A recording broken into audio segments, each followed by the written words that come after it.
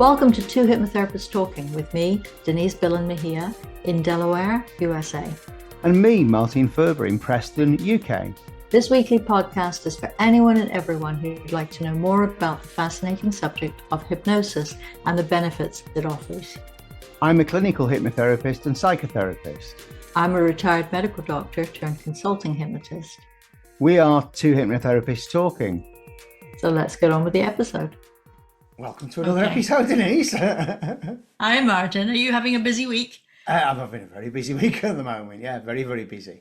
Nice. All things are blasting away.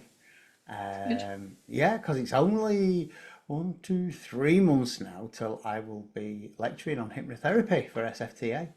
That's right. Yeah. Yeah. Are you getting all your ducks in a row for that? I am indeed. Yeah.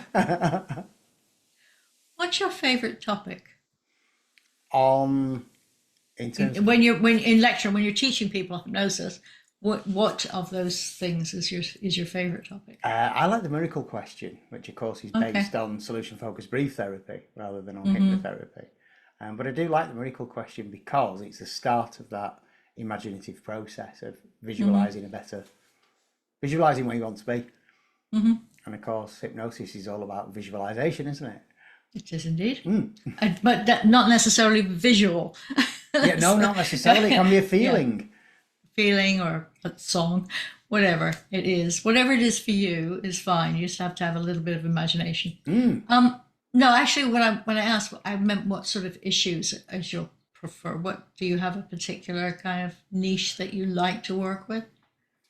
Well, I work pretty much across the board, but I do particularly like working with people with anxiety. There's a lot of them about. Yeah, I know, but the difference it can make to people's lives is really something special. I mean, don't get me wrong, it's great helping people to mentally rehearse for a driving test or public speaking or something like that. But when somebody is, I don't like to use the word, but when someone is really stricken with anxiety, when they, basically start to feel sick, physically sick at the thought of leaving the house, and within a few weeks, that the problems are more or less resolved. It's a good feeling. It is. Yeah, it is. Do you find that in this job though? Oh, I love it. The reward is that feel good feeling. Yeah, I'm now getting calls of clients who finished, but just keep in touch now, and every couple of months they'll just say, "Oh, have a chat." Oh, sure, have a chat. Yeah, they're doing really well. It's nice. Yeah, it is. It's nice when people just let you know how they're going on. But also, as I say, it's just that, for me, it's that feeling of knowing that you've helped them get to where they want to be. Because I always say, that's what I always say with everybody, isn't it? Where are you now? Where do you want to be? If you can answer those two questions, we have a plan. We're already in the right direction. Yeah, we're already, I wouldn't say halfway there because that's not true, but we're certainly on the way there, aren't we? So before we started, we said that you were going to tell me about this doctor who used to practice medicine and psychiatry. Psychiatry is a form of medicine, but physical medicine as well as psychiatric medicine, and was also trained in hypnosis from the previous century, not this one, but early in the previous century. So you gave me we're both link. from the previous century, aren't we, Denise? I know. Well, but no, think about it. It was 100 years ago that such and such happened, and yet when I was learning it as a kid, it was a fairly recent event. So, what are you going to tell me about this good doctor? Well, no, I was watching a program about Agatha Christie the other night, and they were talking about that period where she disappeared for a little while, and then when she came back, things weren't as they were before for quite a number of years. And then there was rumours flying around that she'd been to see a psychiatrist on Harley Street in London. And I started to look into some of the workings of some of the old psychiatrists on Harley Street. And there was one, a Dr. William Brown, who... We just interject here for any Americans listening who don't know what the significance of Harley Street is. That was the place to have your medical office. Those people had arrived. Yeah, it still is. And it's not a national health place usually. No. He was a medical doctor and then also trained in psychiatry. And then he is known for the work he did helping people with what was called then shell shock. Talking about the 1914 onwards from World War One. I wonder what they called it before, because there must have been. Before they had shells, I don't know. Yeah, well, yeah. Gunpowder shock. Yeah. Anyway, not a laughing matter, unfortunately. No. And a lot of people did. And a lot of people were shot for cowardice during the period. But it was, at least in World War One, it was a recognized phenomenon. Yeah. They just, too much had been put on somebody. Okay, so sorry. Carry on about Mr. Brown. Well, I was watching the program about these young men, young soldiers that had come back with shell shock, and I was looking at the physicality. Yeah, is that the right word? Physicality of them. When they were walking, shaking, and almost like convulsions. They were probably really hearing cases. it. Hearing it Yeah. still. Yeah. Yeah, probably so. Yeah, still hearing the noises off the war fields. So this doctor, he'd qualified as a medical doctor. Then he did psychiatry. He did an MBBCH degree in 1914. I don't know what that means. You will though. That's doctor of medicine and surgery. Okay. Right. But then he became a reader in psychology as well at the University of London. And so he was doing psychotherapy on these people with shell shock. And I was reading further, it said he also embarked on suggestive therapy with them. And of course, suggestive therapy is good old hypnosis. Why don't we call things like? Yeah, I hadn't heard that one, because we talk about suggestions all the time, but I hadn't heard it called that. That's interesting. Yeah, he practiced suggestive therapy, and I thought, well, that sounds very much like hypnotherapy to me. So he had quite good success rates as well at helping these young men with their shell shock, which of course we'd call PTSD now, don't we? And is still alive and kicking, and finally getting recognized. Hypnotherapy is now recognized as a treatment for PTSD, even by the VA here. I assume a similar situation with British servicemen. They also have access to healthcare that would include hypnosis. I would imagine so. They have access to all kinds of sort of counselling and that kind of things after they've been traumatized. But yeah, I mean, hypnotherapy is recommended for so many things now by the NHS. I would imagine they would include it for trauma as well.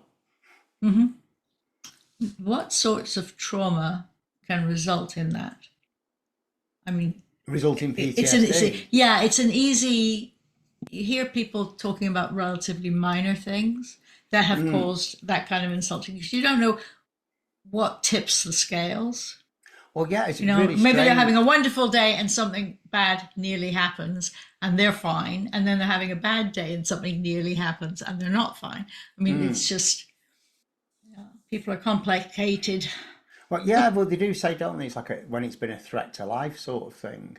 If somebody's had, like you say, a near miss in a car or a near missing something else. Well, you yourself had PTSD. Well, yeah, following a very serious robbery, as you know.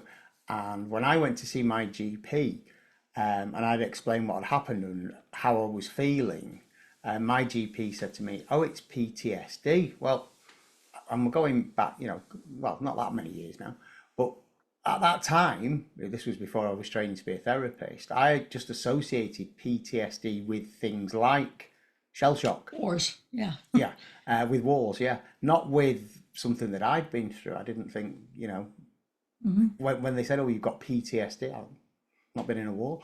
But it was, and it was dealt with, thankfully, quickly. Was that your first introduction when you first realized that hypnosis was a thing, or they just happened that you learned about this? Well, it wasn't even, the treatment I had wasn't even billed as hypnosis, as it were.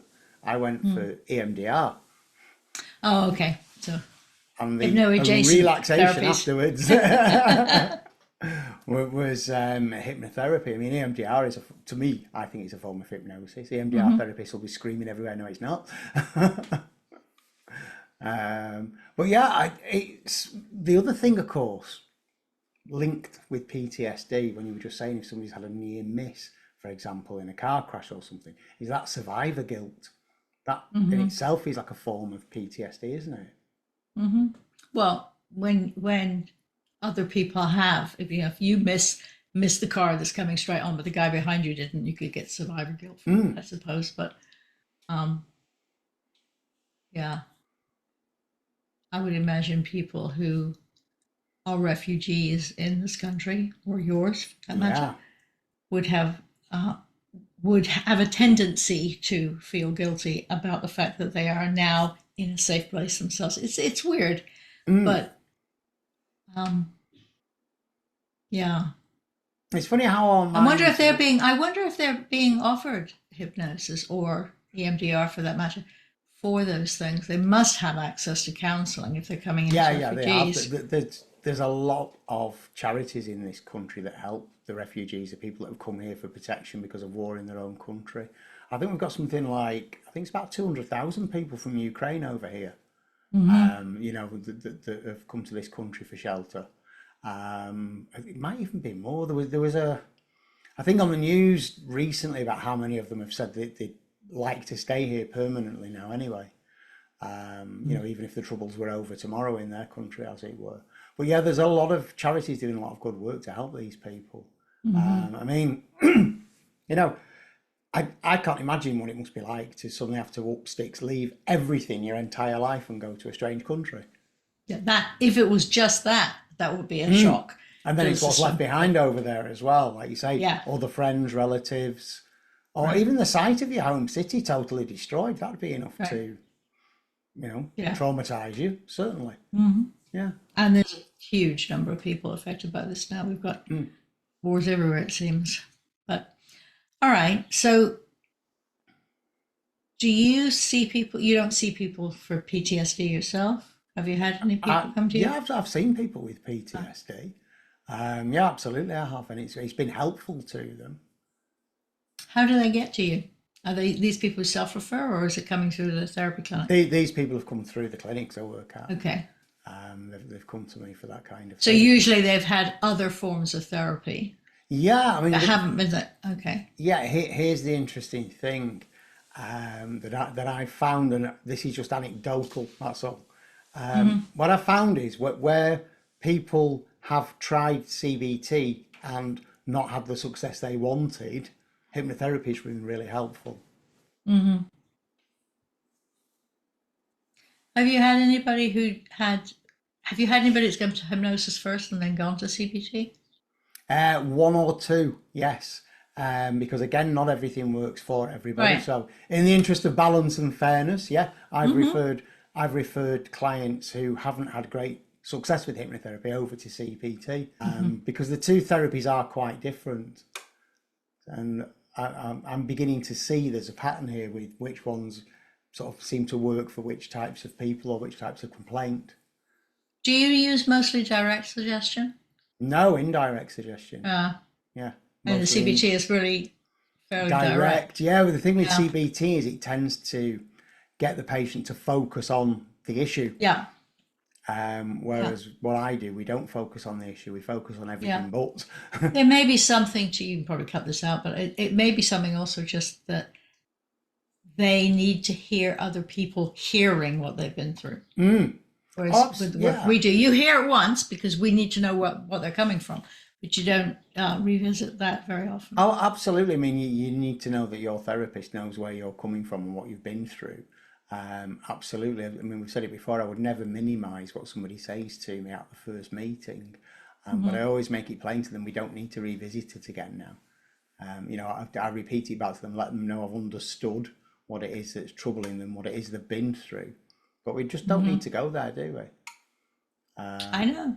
Yeah, it's like if we do things such as the rewind technique. Okay, now if anybody's watching or listening to this that isn't familiar with that, it's a quite common hypnotherapeutic technique where we may go back to before a traumatic event and then go to after it. But again, we don't need to visit the actual event itself, do we, when we do that technique? You should acknowledge it happened. Yeah, absolutely. Yeah, well, that's it. I mean, we've both said before now, haven't we? We can't erase bad memories. We can just change how you react to them. Perhaps how often you think about them. Yes, preferably when you think about it, it's because you've chosen to think about them, not intruding into your thoughts in the middle of the day or night. Worse. Yeah, but our minds are funny things, though, Denise. Don't you find? Talking very scientific of you to notice that. Yeah. Thank you. We can't all have a doctorate. No, but it's strange though how we will take comfort from keep going over something bad. I wonder, but this, of course, we know that every time you look at something, you change it slightly. And maybe that's what you're trying to do.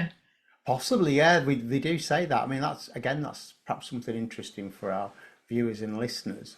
They might not be aware of it if they're not hypnotherapists.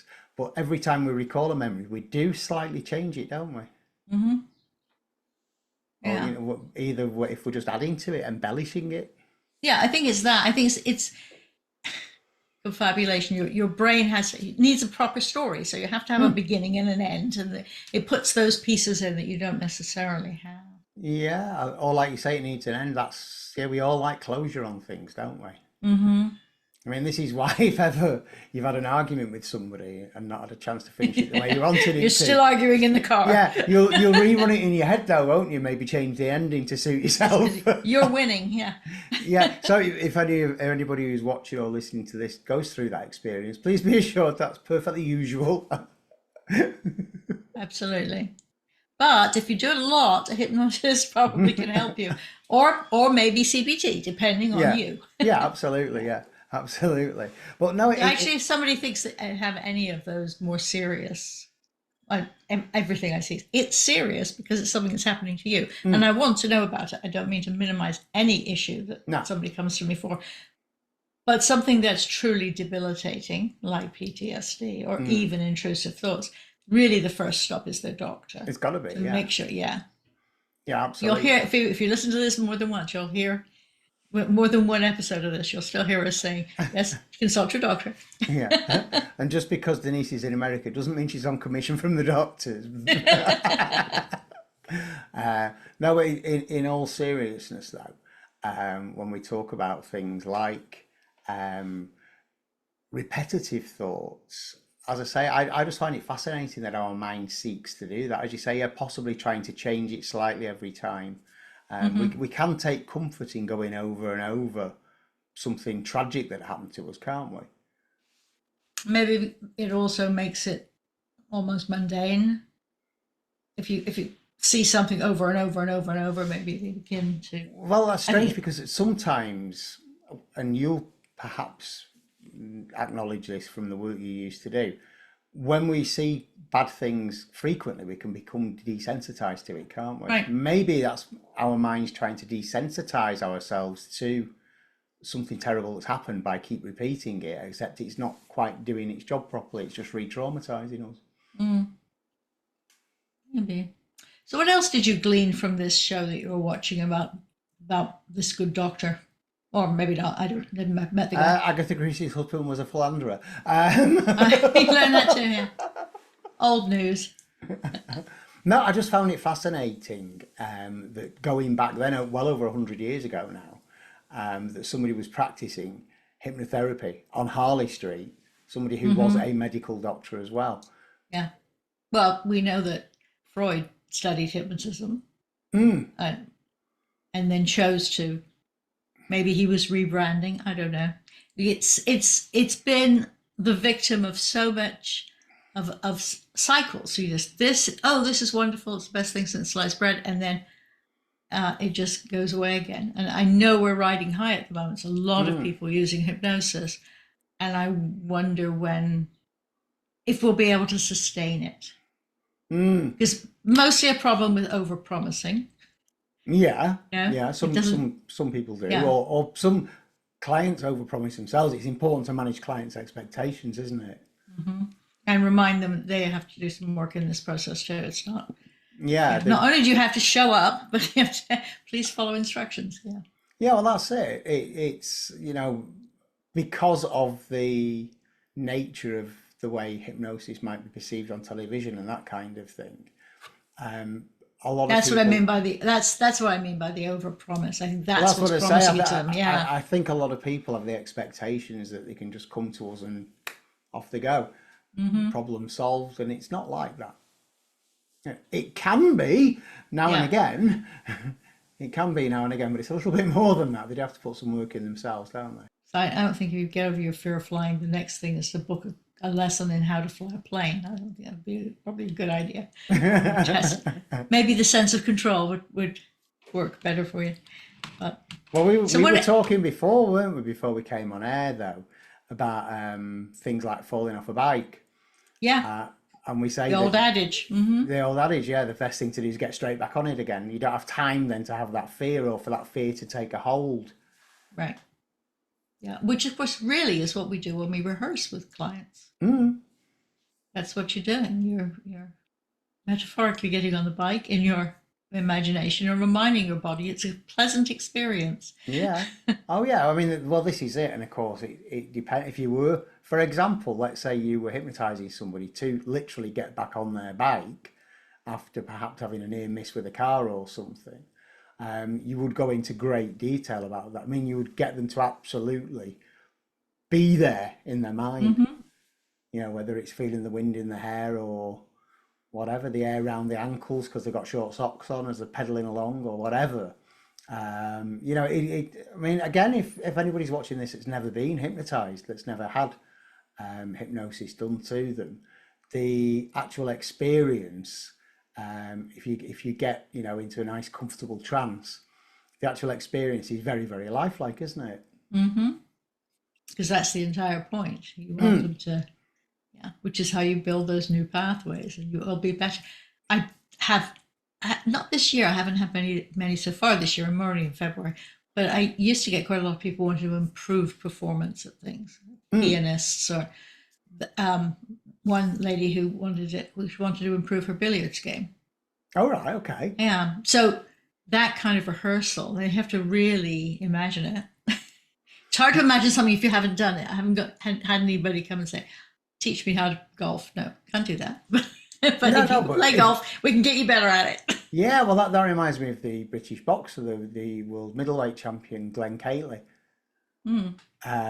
who became world middleweight champion, I think it was. Any boxing fans, please feel free to correct me if I'm wrong. Back in the 1980s or 90s, and he underwent hypnosis from David Newton before all his fights. And they went through exactly the same induction and deepener every single time. And then he practiced focusing in the fight on knocking his opponent out. They did a visualization of a cobra and a mongoose. And it was every single time they just did that visualization repeatedly. And on I think it was on Sky Sports, when the boxing match was televised, the commentator was sort of talking about Glenn Catley's punching actions and this, that and the other, and how he was completely in the zone, saying, I think I'll have some of that hypnosis too. Because Glenn Catley spoke about being hypnotised and how it helped him with his focus and with his rehearsal for his game. Yeah. He actually went on to become a hypnotist. That's interesting. Yeah, after he retired from boxing. I don't know him at all. I was never a boxing fan. No, I don't see the sense in people knocking the brains out of each other. Yeah, it does. We know it does cause problems, but that's a subject for a different time. But this fellow Newton, I didn't know that name either. Can you talk about him a little bit? David Newton was the founder of CPHT. Oh, okay. Back in the day. All right. So what other issues other than PTSD was this other doctor famous for? I'm not entirely sure. I hadn't heard his name before. I mean, not familiar. He was specialising in shell shock, as I say, and had quite good success with it. But I can't find any references to him talking about hypnotherapy, only suggestive therapy and psychotherapy. Well, the name got changed every 20 or 30 years. I mean, you see it now. People come and say, oh, I practice psyche. I don't practice hypnotism. It's the same thing. It's just rebranded. Well, the big one, of course, is NLP. But there is you can do NLP without having to not using an induction. Yeah. At least not consciously. But Well, I always say NLP is hypnotherapy with your eyes open. No, there are a lot of similar traits, and of course, it's a crossover. Actual certain procedures that are credited to NLP are used in hypnotherapy. yeah. The rewind technique being one of them. Do you ever see anybody that you don't put into trance, allowing them to go into trance by themselves, which is what's really happening? Yes, I have. Be careful now. I have one particular client at the moment who does not like the procedure of lying back and being hypnotized. Okay. Okay, but but they enjoy the talking therapy side of things, as in the pre-talk. So we go into the pre-talk, we talk and talk and talk, and I can see at a certain point that they're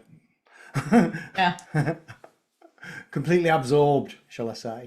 And for about the last. So it's conversational hypnosis. Yeah, I wouldn't flatter myself to say it's so much like that, because you start to think straight away Erickson, and I'm not talking in that league where. Very few people are in his league. But okay. but this client preferred. They said they felt more benefit from the first part of the session than the second. I said, well, we'll just extend the first part then. But in doing so, they go very, very quiet, and then they are completely absorbed in what I'm saying to them. The conversation turns into a monologue from myself. So I would say that sort of fits what you're saying or what you're asking. Yeah. Good. And that's just from. What about you? Does that happen with you? I have a couple of people who just want to. Now, some of my work I do is more coaching. Like a lot of the clients who come to me because they want better control over their weight. Let's call it that this week. And I like to see them weekly. Normally for my hypnosis clients, I see them every other week, and they have an audio to listen to, because the peak value comes usually about a week into, after they've had a chance to practice all these things happening to them for a week. And then, so I usually see them every 2 weeks, but for weight issues, because it doesn't matter how wonderfully effective the hypnosis session is, it's not going to fall off literally. And so I think they benefit from having this sort of coaching, but that obviously includes them listening to an audio at night and talking to me about when they're sick of listening to that one, could they have another one, please? And I redo whatever it is. But it really is just a conversation with them. And a few have said, oh, can we do that thing? Extend it for a little bit longer and do that thing again. Actually, you just remind me to ask you something as well, talking of your weight management or weight control clients. Bearing in mind your previous profession, how often do you suggest your clients get weighed, or do you not suggest they get weighed? I ask them how they want to monitor their success. Most of them want to know how much they've lost, because they know they've lost something. So I should suggest it a couple of times a month. Because you don't want to go, not knowing at all whether something is working for them for a month, because then they've lost a month of time that might be useful. But the easiest thing for most women, at least, is to say, do you have an outfit that the waist is a little bit tight on you? And do you want to just put that on as see how you're doing? So use something about once a week, so we have some idea. If you feel like if you weigh yourself every day, you drive yourself completely mad. It's water weight anyway. It comes off. That was going to be my next question, because even if somebody gets weighed every week, they might appear not to have lost weight that week. But it just so happens that morning when they're getting weighed, they had a lot of salt the day before. So if they weighed the day after, they would have lost 3 pounds. Right. Yeah. So unless you're going to do it morning and evening, every single day, you'll drive yourself mad. Well, no. Most of them say they're going to use their waist size, and then they admit to me every couple of weeks, I weighed myself and I lost this. No, because obviously I don't have your medical background, but when I deal with weight management clients, I say get weighed once a fortnight. Yeah, I think that's about right. So, I did have somebody the other day that I had to pull up whilst we were talking, the talking part of the session. And she said, well, when I go back to eating normally, I said, no, we're finding your normal. New normal. That's what we're doing. Your new normal. Well, there you go. That's the buzzwords anyway, post-COVID, isn't it? The new normal. Mm-hmm. Yeah. I think it's mostly because people feel that they're eating less and therefore they're losing. So it doesn't sound logical to them to be eating the same lesser amount and maintaining. But of course, that much food is keeping the additional food that you're eating is keeping that overweight at maintenance. And once they get their head around that, I think they're okay.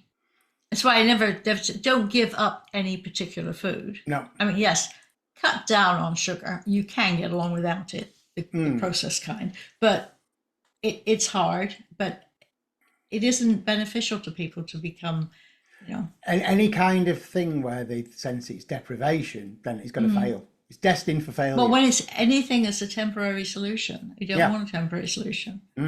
No, but you do want people to change their habits over a period of time. The one thing with me, I will ask or suggest or instruct people to get out of the habit of is over-processed food.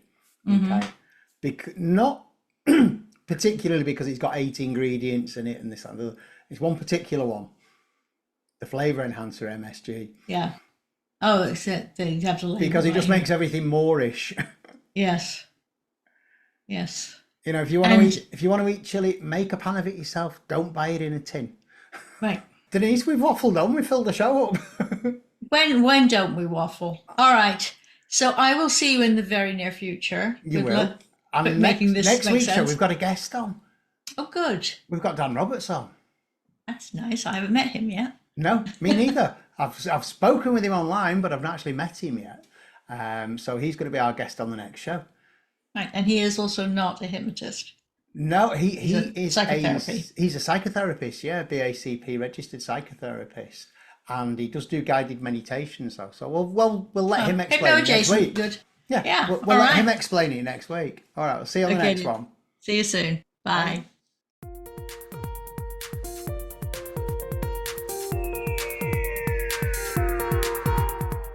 We hope you've enjoyed listening. Please remember, this podcast is designed to give you an insight into therapeutic hypnosis and is for educational purposes only. So remember, consult with your own healthcare professional if you think something you've heard may apply to you or a loved one. If you found this episode useful, you can apply for free continuing professional development or CME credits using the link provided in the show notes. Feel free to contact either of us through the links in the show notes. Join us again next week.